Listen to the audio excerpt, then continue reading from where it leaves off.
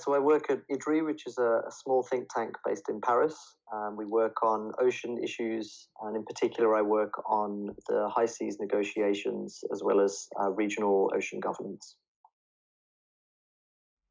Yeah, so the negotiations are about the conservation and sustainable use of marine biodiversity in the high seas or areas beyond national jurisdiction. So this is the global ocean that is beyond the reach of state jurisdiction.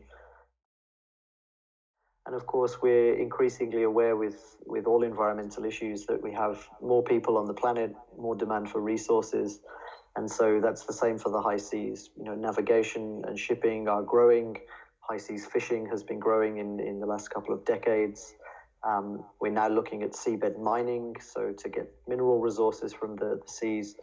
And we really don't know in the future what other activities or resources we may find or exploit. So I think it's just now this particular moment where there's a realization that we need to protect those areas and to understand them better.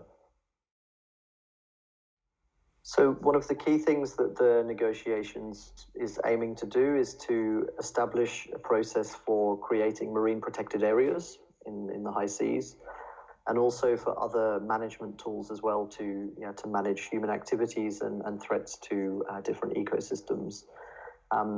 It's also hoped that the negotiations will develop a process for environmental impact assessment so that we really assess the impacts of different activities on high seas ecosystems.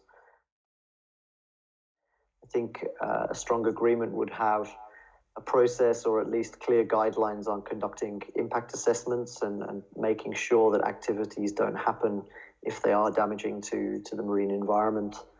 And then there's other issues like the question about how you regulate the use of marine genetic resources, which is quite complicated and sometimes controversial, but I think an agreement will have to find a compromise there between different positions of countries. And I think finally, a new agreement should strengthen and sort of increase cooperation between countries, increase the transfer of technology between countries with the technology and those that don't have it, and help to build capacity so that all countries can be involved in ocean science and in protecting the high seas. I hope not.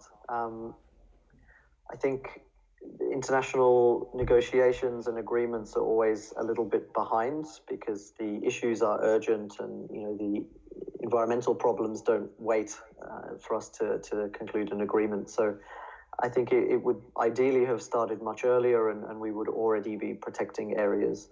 But certainly there's still time, there's still plenty of ecosystems that are intact and quite resilient. And so if we can have an agreement that supports that, then I think it's not too late for this to really make an impact.